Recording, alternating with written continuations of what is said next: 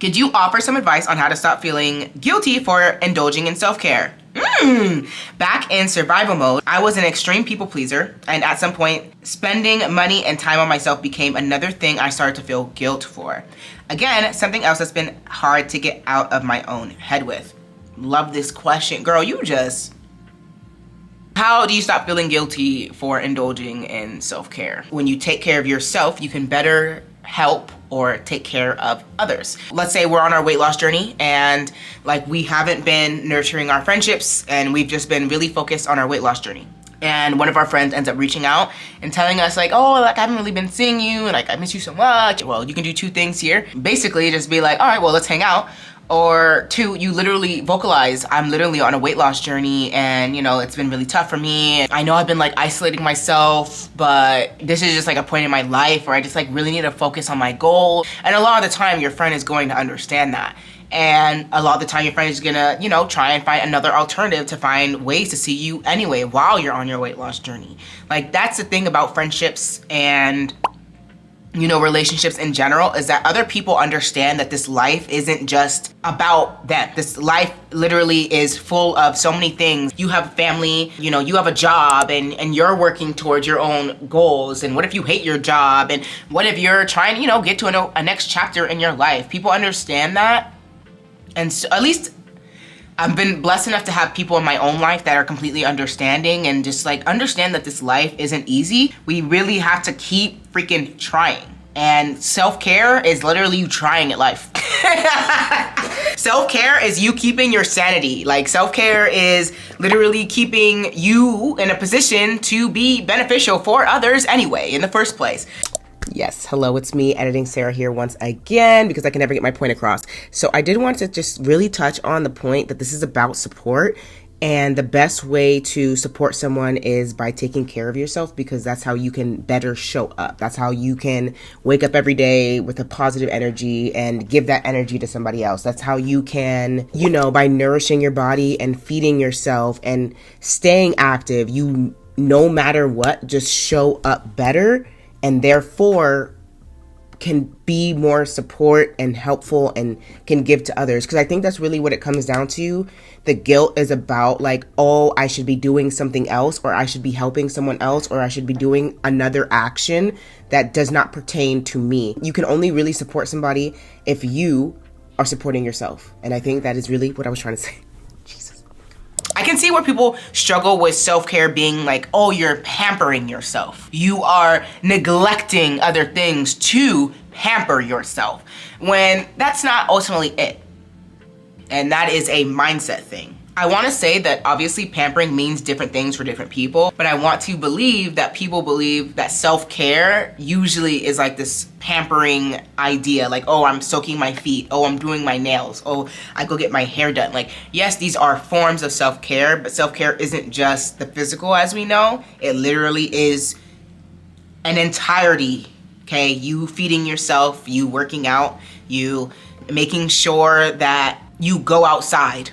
For example, when I write in my journal, that's a form of self-care. And all of these things are work. These are things that you have to work to do, especially when you are someone that struggles with self-care. You have to work at it. It's like a whole nother muscle, like confidence or weight loss journey, you know? You just gotta keep going, keep trying at it so that you can get better.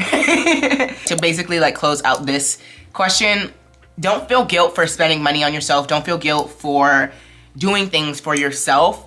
It's hard to just like go from like, I don't know, like a grind mode or a people pleaser to, yes, now I'm gonna start taking care of me and taking care of my mental health and taking care of my body and doing all this stuff without it sounding like me. But it's just like, a lot of us have spent a long time living for other people. A lot of us have spent a long time not taking care of ourselves. And if this is a channel about anything, this is a channel about taking care of yourself and working towards your goals and getting to where you want to be based on you, not on anybody else. You just have to be aware of what these things mean for real. Take the vanity out of it, take the superficial things away from it, and really get down into what these things mean. Keep in mind that we are in our heads a lot. Just do the things.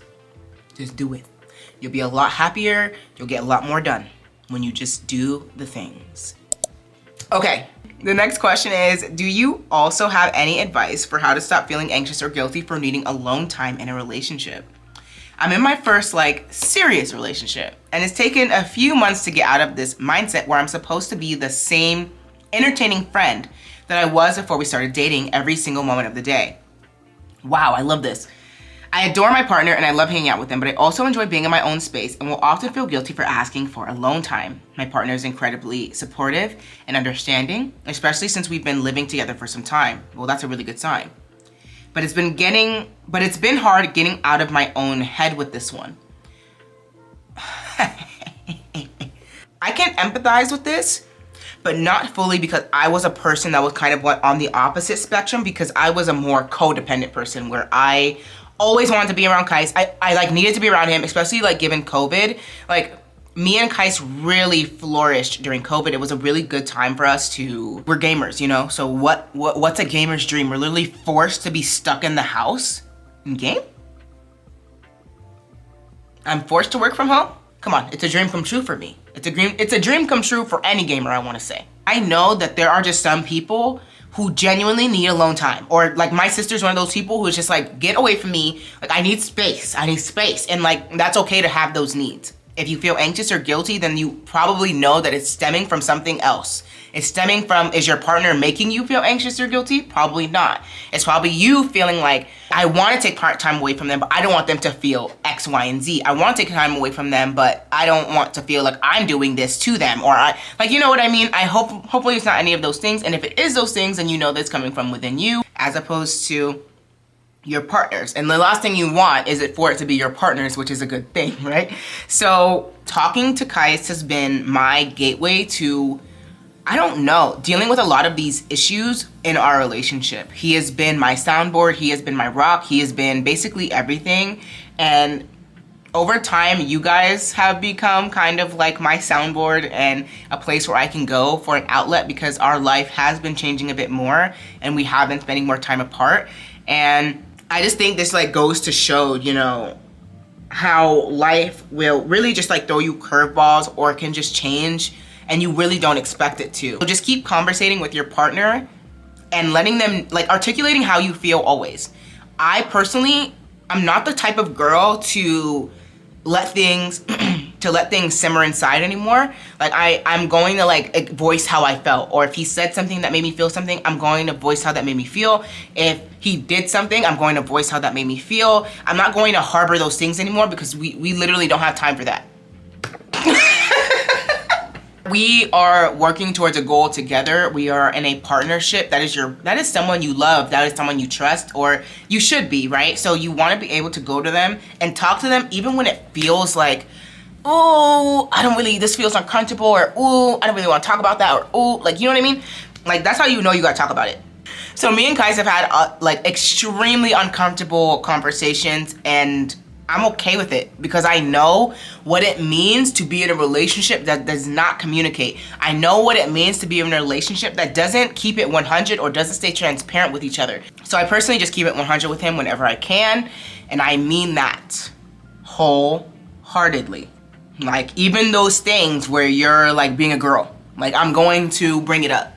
Just keep talking to your partner and stay open. And that's how you know that that's the partner for you. Because at the end of the day, you're looking for someone, or unless you're just dating, you know, for fun, but if you're trying to be with someone for a long time or for life, they're going to change. They're going to go through changes. They're going to be going through their own things. And in order for you to stay aligned with them, you have to keep communicating. That's me, baby. That's me. I love that your partner is supportive and understanding, because that is how you're going to really get through these times or these moments. It honestly sounds like you have been in this relationship for a long time, or for quite some time. So yeah, just be open to just talking, honestly. That has been our, that's how we're this. We good. Me and Kais, we solid over here. We Gucci. Hopefully that helps. Love you.